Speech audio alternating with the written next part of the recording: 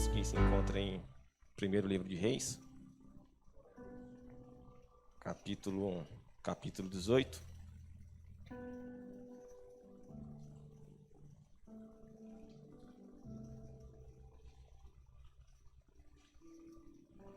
Esperar que todos encontrem, para a gente lermos juntos. Encontraram? Amém? Maravilha. Vamos lá, diz assim, irmãos, capítulo 18 e o versículo 21. Diz assim: Então Elias se chegou a todo o povo e disse: Até quando conhecereis entre dois pensamentos? Se o Senhor é Deus, siga-o. Se Baal, siga-o. Porém, o povo não respondeu nada. 22. Então disse Elias ao povo: Só eu fiquei por profeta do Senhor, e os profetas de Baal são 450 homens. Desse-nos, pois, 2 bezerros, e eles foram para si dos bezerros, e dividiram um pedaço, e o punham sobre a lenha. Porém, não lhe meteram fogo. E eu prepararei outro bezerro, e o porei sobre a lenha, e não lhe meterei fogo. Então invocai o nome do vosso Deus, e eu invocarei o nome do Senhor. Há de ser que o Deus que responder por fogo, esse será Deus. E todo o povo respondeu e disse: É boa esta palavra. Amém? Só até aqui, pode se assentar. Eu acho que a história de Elias é uma história conhecida de todos os irmãos. Quem está no meio cristão, por isso que eu perguntei, quem não é evangélico? Porque talvez não conheça essa história. Então não adianta eu pregar uma mensagem e dentro dessa mensagem eu resumir, sendo que tem uma irmã que não conhece essa história. Então, já é conhecido da nossa parte a história do profeta Elias. Então, para mim começar a pregar essa história, eu tenho que começar do capítulo 17. Porque no capítulo 17, a Bíblia vai dizer que Elias, ele tem um encontro com Acabe. E nós sabemos, é conhecido de todos nós, que o reino de Israel está dividido. O reino do norte com 10 tribos, o reino do sul com 2 tribos, Judá e Benjamim. E foi feita uma promessa a Davi, que Deus prometeu a Davi que a lâmpada de Israel não ficaria apagada. Então nós encontramos aqui um cenário de um reino dividido. Um cenário que no reino do sul tinha 10 tribos, e no reino do norte tinha 2 tribos. E nessa ocasião aqui, Elias é um profeta, não da escrita, mas um profeta da fala, porque ele não escreveu nenhum texto bíblico ou nenhum livro na Bíblia. Então, quando Elias ele começa a ressurgir, e eu comecei a estudar a história de Elias, eu acho interessante. Porque muitas das vezes tem muitas pessoas que se acham homem de Deus, mas não é um homem de Deus. Porque é uma diferença muito grande de você ser um homem de Deus e de você ser usado por Deus. Porque nós sabemos que o dom de Deus é irrevogável. Ele pode usar quem ele quer, da forma que ele quer. Então nós entendemos aqui que Elias era um homem de Deus. Porque no capítulo 17, quando Elias ele tem um encontro com Acabe, ele vai lançar uma palavra. E a palavra que ele vai lançar no capítulo 17, no versículo 1, é o seguinte: Elias ele prediz contra Acabe e é sustentado pelos corvos. O que ele diz? Acabe, segundo as minhas palavras, não vai chover. E a Bíblia vai dizer que dentre 3 anos e meio, realmente não choveu.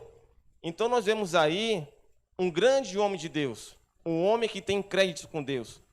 Elias era totalmente diferente de todos os profetas da Bíblia, porque ele era um reformador radical. Que o Elias era 8 ou era 80. Lembra que quando uma vez Elias ele estava em um certo lugar e de repente veio um general com 50 homens para conversar com Elias, e Elias falou assim, ó: se eu sou homem de Deus, cai fogo do céu e queima tu e seus 50. Então percebemos que Elias era um homem de palavra. Elias era conhecido como profeta do fogo. Só que nesse cenário de Israel, o reinado está dividido. O reinado do sul com o reinado do norte. E Elias, no capítulo 17, ele prediz contra Acabe e fala que não iria chover. E dentro de 3 anos e meio realmente não choveu. Agora, Elias, ele vai até o ribeiro de Quireate. A Bíblia diz que Deus fala com Elias, fala assim: Elias, vai até esse ribeiro e ficar diante do Rio Jordão. E quando Elias está ali, irmãos, olha só que milagre. Elias, ele é sustentado por corvo, que trazia de manhã pão e carne fresca, e durante a noite. Olha só, irmãos. Quando Deus ele quer te sustentar, irmãos, ele usa até o corvo. Quando Deus ele quer abrir uma porta na sua vida, irmãos, ele abre porta onde não existe parede. E a Bíblia vai dizer que Elias ele é sustentado pelo corvo de manhã e durante a noite. Pão quentinho de manhã e carne fresca. E a Bíblia vai dizer que no rio Queriate, o rio se secou. E Deus ele então encontra com Elias mais uma vez. Fala, Elias, vai até a cidade de Sarepta, porque ali eu tenho ordenado uma viúva que te sustente. Eu acho interessante aqui, irmãos, eu dar essa introdução para primeiro entrar na história acerca dos profetas de Baal, profetas de Azera, porque existe uma história por trás. Então a Bíblia vai dizer que Elias, ele vai até a cidade de Sarepta. E quando ele chega na cidade de Sarepta, a história vai dizer que tem uma viúva. E o que ela tinha era muito pouco. Primeiro ele pede água para a viúva te dá água, e depois ele pergunta, o que você tem? E ela fala para o profeta, olha, eu tenho um pouquinho de azeite, eu tenho um pouco de farinha e um pouquinho de azeite na panela. Aí ela fala assim, ó, vou fazer um bocado aqui, vou fazer um bolo, vou comer e meu filho e vamos morrer. Porque a seca, irmão, já estava durando quase 3 anos. E Elias falou o seguinte para ela, faz essa segunda a sua vontade, mas primeiro faça para mim, depois para você. E a Bíblia vai dizer, irmãos, que aquela mulher, ela não refutou a palavra daquele profeta. Ela fez um bolo, deu para o profeta, e a Bíblia vai dizer, irmãos, que o azeite da farinha não se acabou, e nem a farinha que estava sobre a panela. Então nós vemos aqui a multiplicação. Quando falamos de obediência, irmãos, a obediência ela gera milagres. É por isso que é melhor obedecer do que sacrificar. Então nós percebemos aqui, irmão, nesse contexto histórico, que o profeta de Deus, ele profetizou contra Acabe, porque sabemos que Acabe, ele casou-se com Jezabel. E sabemos que esse casamento não trouxe um fruto para o povo de Israel. Não trouxe, porque ele era da terra de Sidom. E ela foi casada com Jezabel, foi casada com Acabe. E ela trouxe, irmãos, uma cultura de lá. E qual é essa cultura que ela trouxe? Essa cultura que ela trouxe era adoração a Baal. Era adoração a Baal. E nós percebemos no decorrer da história, no capítulo 18, versículo 3 ao 8, a Bíblia vai dizer que Elias ele fica quase 3 anos desaparecido, e de repente ele aparece no cenário. E quando ele aparece no cenário, depois que ele é sustentado pelos corvos, depois que ele profetizou, depois que ele foi sustentado pelos corvos, depois que ele foi sustentado pela a viúva de Sarepta, ele aparece de novo. E quando ele aparece por um profeta chamado Obadias. E Obadias era um servo de Deus, um homem temente a Deus. E Obadias, ele trabalhava no palácio para Acabe. E a história vai dizer, se você for ler o texto, que Acabe acabou com os profetas do Senhor. Ela matou, era uma mulher sanguinária. E de repente, quando Elias aparece a esse rapaz, esse profeta, Obed, a Bíblia vai dizer que ele se apresenta a Obed e fala assim, Obed, fala para Acabe que eu vou se apresentar diante dele. A Bíblia vai dizer que o coração desse rapaz, desse profeta, temeu diante de Elias. Porque ele falou, Elias, vive o Senhor e vive a minha alma, que Acabe que já te procurou em todos os reinos, em todos os lugares, mas não te encontrou. Aqui eu abro um parênteses, irmãos. A igreja de Deus ela pode ser perseguida, mas ela não vai ser encontrada. Perceba que Elias ele estava escondido e não permitiu que nem Jezabel e Acabe encontrassem Elias. Mas de repente ele apareceu do nada. E quando ele apareceu do nada, ele falou para esse rapaz, para esse profeta, não, pode até Acabe que eu estou aqui. E quando ele se apresentou diante de Acabe, a Bíblia vai dizer que quando ele se apresentou diante de Acabe, no capítulo 18, ele desafia os profetas de Baal. E quando ele desafia os profetas de Baal, irmãos, aqui eu vejo, irmãos, uma contradição, algo contraditório. Porque o povo de Israel agora está vivendo extrema idolatria. Baal é conhecido como um profeta da fertilidade. Baal é conhecido como, aliás, Baal é conhecido como Deus da fertilidade. Baal é conhecido como um Deus que traz a chuva. Mas, biblicamente falando, nós sabemos, irmãos, a respeito da chuva seródia, da chuva temporã. E quem trazia essa chuva para Israel, irmãos? Era o próprio Deus. Vamos ver lá, Deuteronômio, capítulo 28, e versículo 23.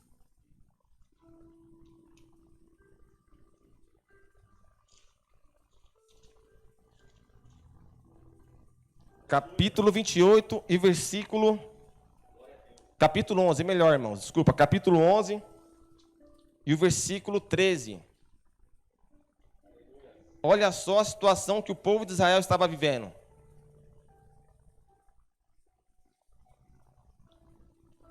Capítulo 11, versículo 13. Diz assim: e será que diligentemente obedecerdes? Olha só, irmãos, como a obediência, ela gera milagres. Será que se diligentemente obedeceres os meus mandamentos, que hoje te ordeno, de amar o Senhor, teu Deus, e de servir de todo o teu coração, de toda a tua alma, então darei o quê? Chuva da vossa terra, seu tempo, a temporã e a seródia, para que recolha o seu cereal, o seu mosto e o seu azeite. Ou seja, irmãos, Deus tinha feito uma aliança com o povo de Israel. Olha só, imagina um Deus, como já foi pregado aqui, um Deus todo-poderoso, um Deus tremendo, um Deus supremo. Ele sendo trocado agora, irmãos, por Baal. Baal, ele era adorado, irmãos, na terra de Sidom. E ele tinha a semelhança de um touro. Agora o povo de Israel, 10 tribos, trocaram o Deus da aliança, irmãos, por Baal. É por isso que quando Elias, ele profetiza que durante 3 anos e meio não iria chover, ele estava querendo dizer uma coisa: eu sou homem de Deus e tenho mais palavras do que esse Deus que vocês estão servindo. Então, segundo as minhas palavras, não vai chover. Então, essa chuva temporã, ou essa chuva seródia, a cada 6 meses chovia em Israel. Era entre o mês de março e abril, a chuva temporã. E a seródia era entre o mês de novembro, outubro e novembro. Ou seja, tinha chuva, irmãos. Quando falamos de chuvas, falamos de bênção. Quando você quer ser abençoado, irmãos? Você quer ter uma vida regrada pelo Espírito Santo? Obedeça. Obedeça a Deus. Obedeça ao seu pastor. Seja uma pessoa obediente. Perceba que essa obediência gerava milagre para o povo de Israel. Só que nesse cenário aqui que os povos de Israel estão vivendo, eles deram a costa para Deus. Perceba que perante 3 anos e meio não estava chovendo mais. Elias queria provar que a palavra dele, de homem de Deus, valia mais daquele Deus falso, aquela divindade falsa.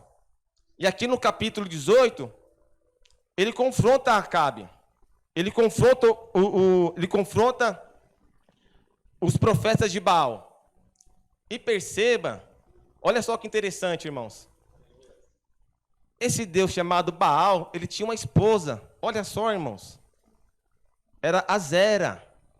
Além de ser um Deus falso, ainda tinha esposa por cima, irmãos. Ainda por cima tinha uma esposa chamada Azera. E quando aqui Elias ele chega nesse cenário e vê essa situação, qual era a mensagem de Elias para o povo? E o que o povo não quis entender? Era arrependimento. A mensagem que Elias queria pregar naquela situação era para o povo se arrepender. É por isso que no capítulo 18 e no versículo 21, ele faz uma pergunta ao povo: até quando cocheareis em 2 pensamentos?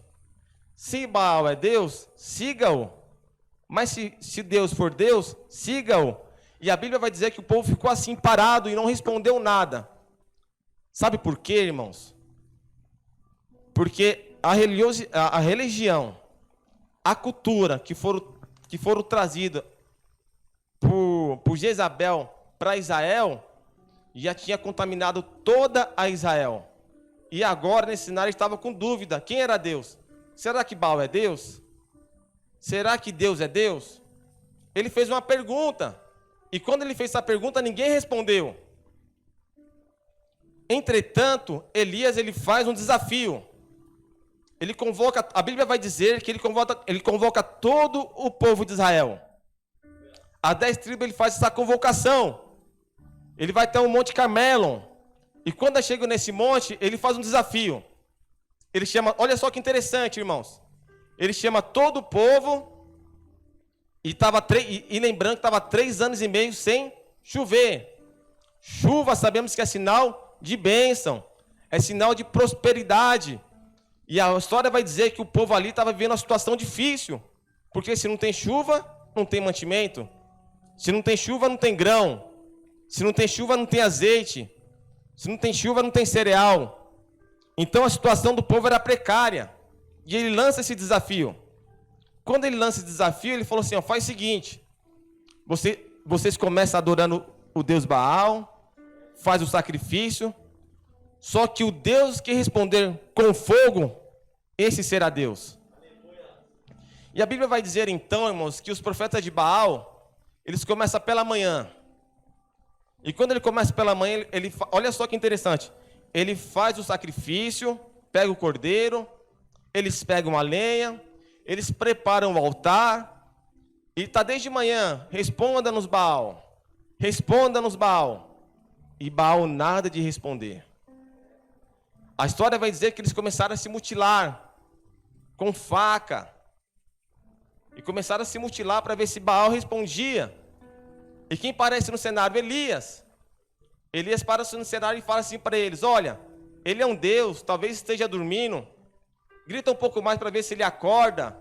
Ou talvez ele esteja viajando ou dormindo. E nada de Baal responder. A Bíblia vai dizer que passa do meio-dia. Quando passa para o meio-dia, eles passam o bastão para Elias. É interessante isso, irmãos. Tinha culto, tinha Deus, tinha sacrifício, mas não tinha fogo. Tinha tudo. Infelizmente, irmãos, estamos vivendo numa geração que tem culto, tem pessoas, mas falta a Deus no culto. Falta. Então, há uma diferença muito grande de ser um homem de Deus e de ser usado por Deus. Há uma diferença muito grande. E Elias, quando ele vai reparar o altar, aqui, essa parte é interessante, irmãos. Agora eu entro na mensagem. Elias, ele prepara o altar, e a Bíblia vai dizer, irmãos, que ele pega 12 pedras. Quando ele pega 12 pedras para preparar o altar, aqui ele estava desafiando o sistema. Era quantas tribos? Me ajuda, era quantas tribos? E o reino estava dividido. 10 tribos para um lado e 2 tribos para outro. Deus não trabalha com divisão. Deus, ele não trabalha com divisão. Elias, ele pega 12 pedras, representando as 12 tribos de Israel. E a Bíblia vai dizer, irmãos, que o altar de Deus, olha só, irmãos, a situação precária e espiritual que o povo estava vivendo. O altar de Deus estava quebrado. E Elias reparou o altar. A primeira coisa que a gente temos que fazer, irmãos, nas nossas vidas espiritual, para nós ser abençoados por Deus, é reparar o altar. É necessário reparar o altar. E Elias pega essas 12 pedras e repara. Agora, quando falamos de altar, nós falamos de adoração. Quem subirá no monte de Deus? Aquele que for limpo de mão e puro de coração, que não entrega a sua vida à vaidade. Para você reparar o altar, irmãos, tem que ter adoração. Para você reparar o altar, tem que ter comunhão.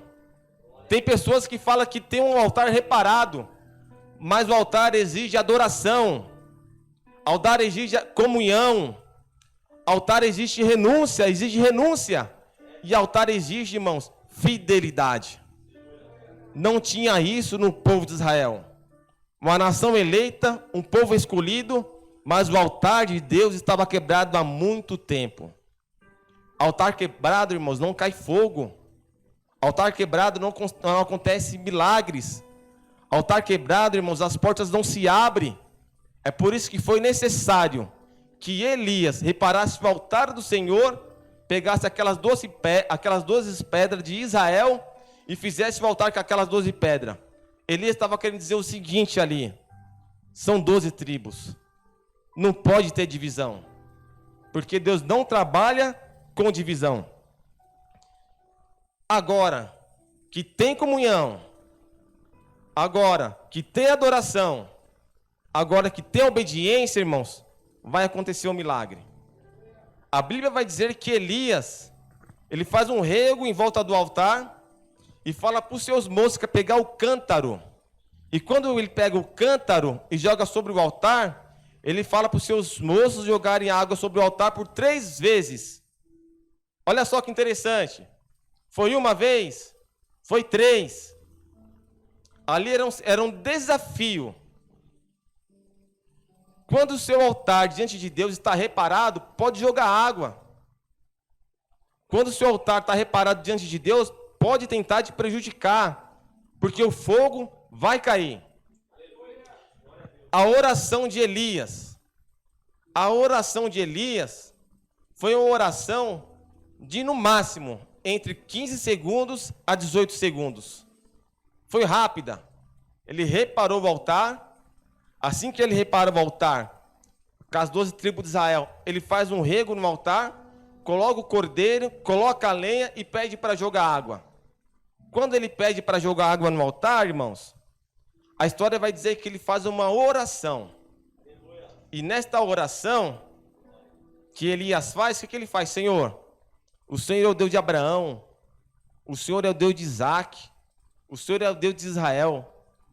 Mostra que hoje o Senhor é Deus. E quando ele faz essa oração simples, a Bíblia vai dizer, irmão, que o fogo caiu. E quando o fogo cai, acontece um milagre.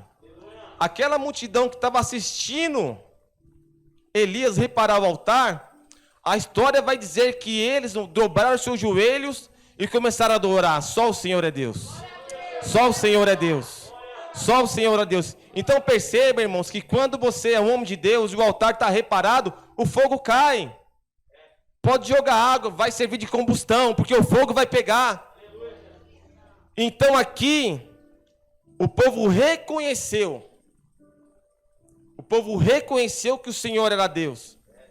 Deus não trabalha com divisão. Não, Deus não trabalha, irmãos. Deus não trabalha, irmãos. Um altar quebrado.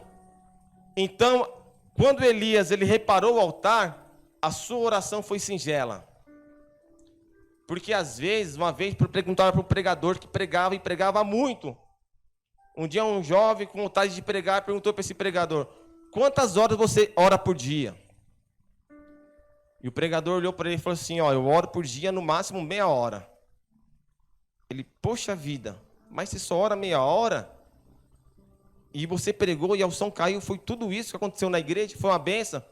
Aí o pregador falou: sim, eu só oro meia hora. O mais importante não é você orar. O mais importante é você vigiar. Ele falou assim, ó, eu estou 24 horas ligado com Deus.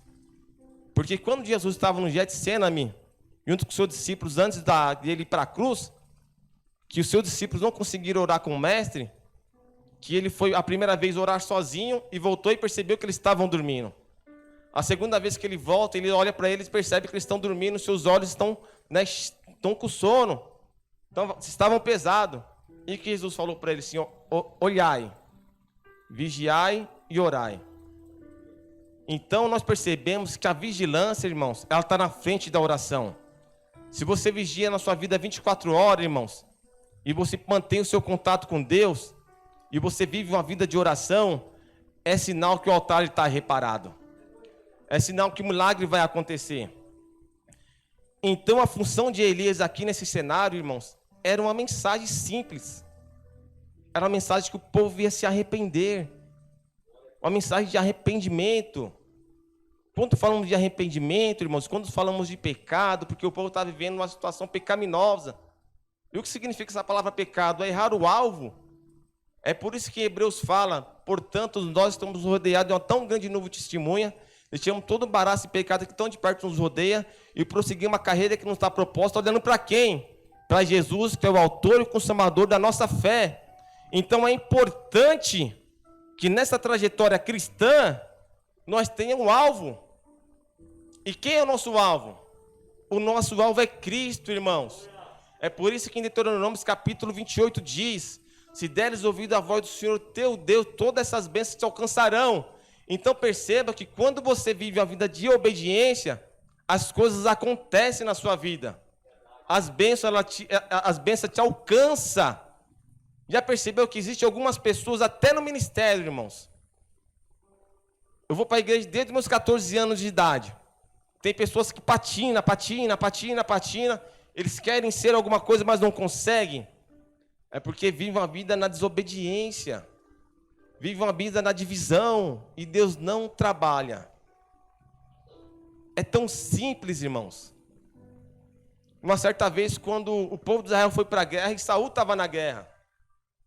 E nesta guerra ele tinha que esperar o sacerdote para fazer o sacrifício. E a Bíblia vai dizer que o sacerdote se atrasou para fazer o sacrifício. E ele não teve paciência de esperar. E ele ofereceu o sacrifício. Aí Samuel olha para ele e fala assim: poxa vida, Saul. Hoje, rapaz, Deus ia confirmar seu ministério. Era hoje que ele ia confirmar. E ele disse, falou assim, mas por causa disso foi rasgado de ti o ministério. Deus tinha confirmado hoje. Nem é melhor obedecer do que sacrificar. Nem é melhor atender do que gorduras de carneiro. Então, para resumir essa mensagem, irmãos, a obediência, ela gera milagre. A união, irmãos, é importante ter união no meio da igreja. Isso é importante. Quando Elias ele repara o altar, ele atenta para algumas coisas. Às vezes, nós quando lemos essa passagem, nós passamos despercebido. Mas quando ele pega as 12 pedras, que representavam as 12 tribos de Israel, ele estava querendo mostrar para aquele povo que o povo não podia viver em divisão. E a oração dele foi simples. E olha só que interessante. Ele reparou o altar. Ele fez uma oração de no máximo entre 15 a 12 segundos de relógio. A Bíblia vai dizer que o povo reconheceu. Quando nós reconhecemos, irmãos, o milagre acontece.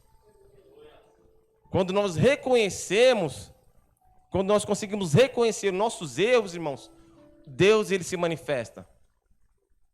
Olha só, Elias era um tipo de pessoa que ele desaparecia do cenário e aparecia.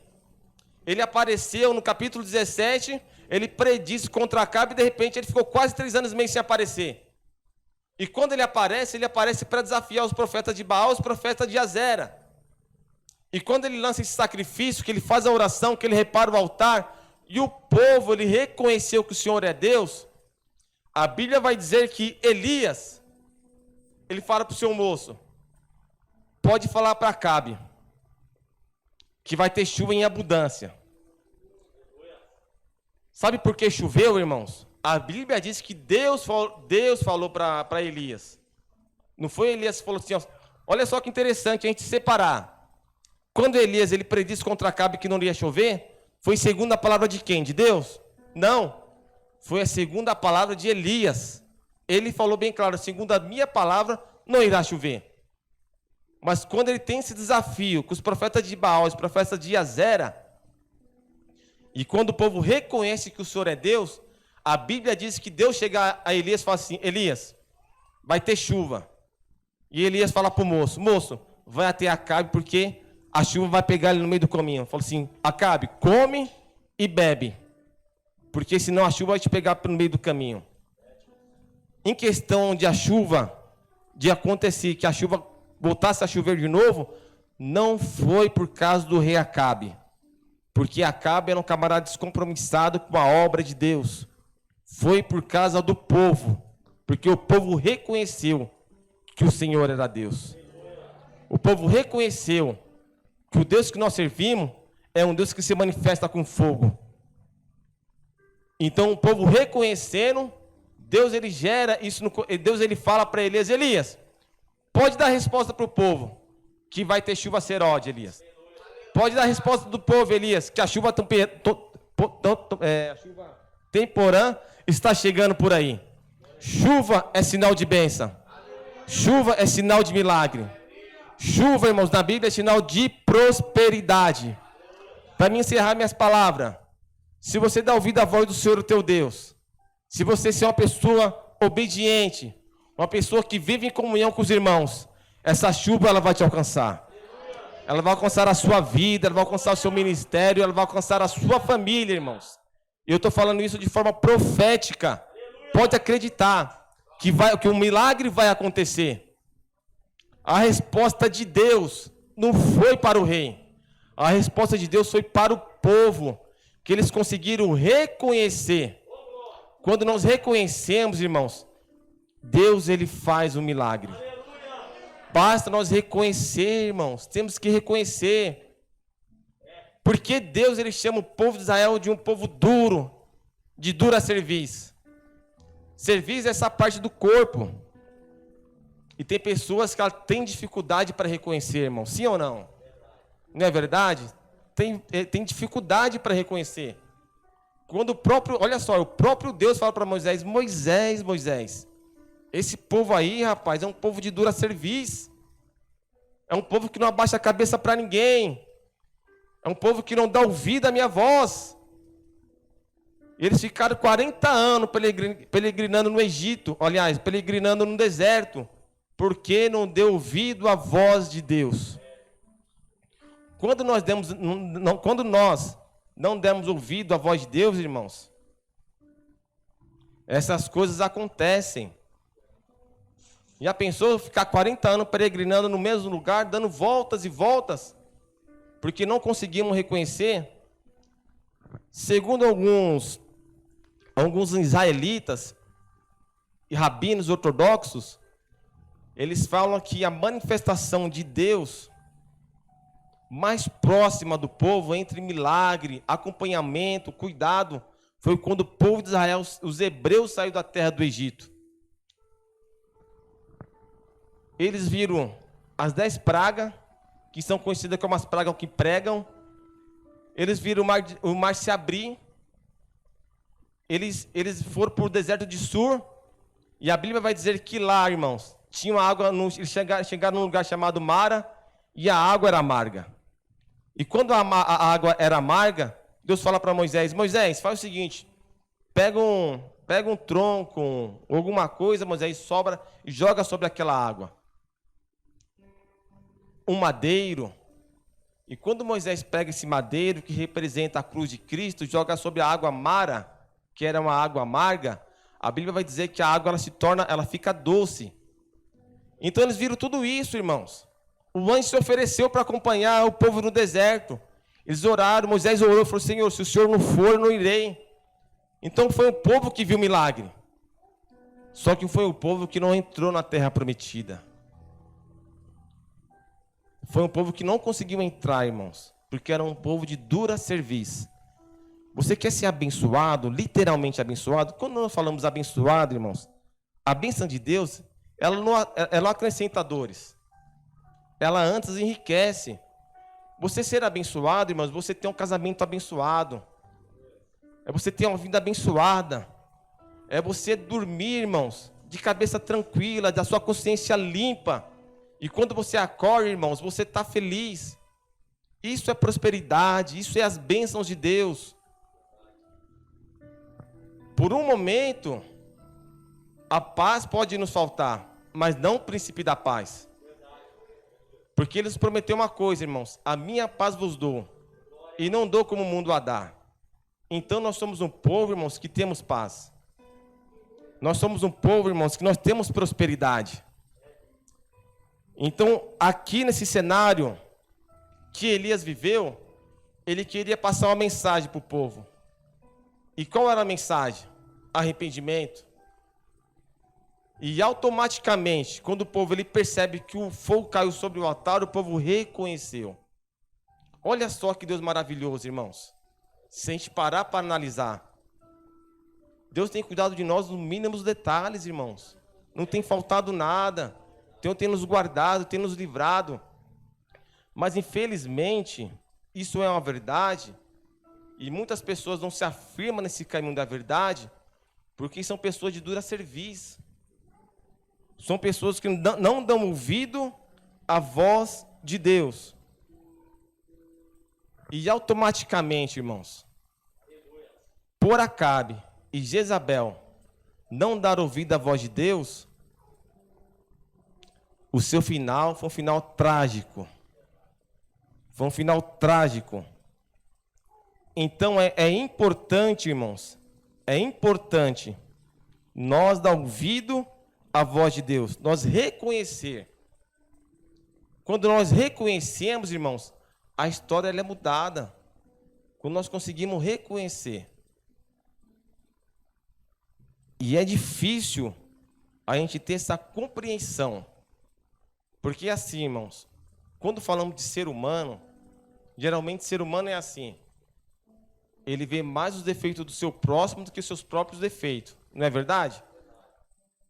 Quando duas pessoas ela entra num debate, ou então quando ela entra vamos dizer assim, numa discussão, ambos acham que tem razão. E sempre um quer ter mais razão que o outro. Porque um acha que está certo e o outro também. Mas quando os dois reconhecem que ambos estão errados, irmãos, as coisas começam a dar certo o relacionamento entre os dois. Só que, infelizmente, nós como ser humano, a gente não conseguimos reconhecer. E olha só, irmãos, é tão importante a gente ter esse reconhecimento e reconhecer quando nós entramos nesse caminho de reconhecimento. Olhamos primeiro para nós que estamos errados, que estamos falhos. Deus ele abre as portas e as janelas dos céus, irmãos. Ele abre. Porque o que Deus quer de nós, irmãos, é que nós abrimos o coração e reconhecemos nossos erros. E o resto ele faz. Perceba que nesse cenário que Elias estava vivendo, ficou 3 anos. Imagine, irmãos. Às vezes, quando não chove, já tem quando não chove aqui em São Paulo, fica, relacionar. Como que se fala aquela palavra? Como? Racionamento. Tem o racionamento que já não atrapalha a gente?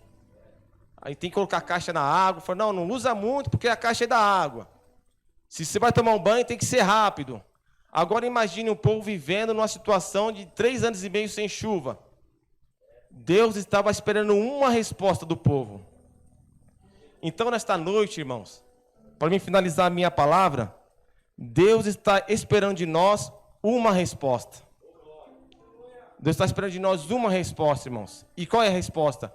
Reconhecimento. Quando nós conseguimos reconhecer, irmãos, a chuva de Deus, que as bênçãos de Deus vão nos alcançar. Amém, irmãos? Deus abençoe os irmãos.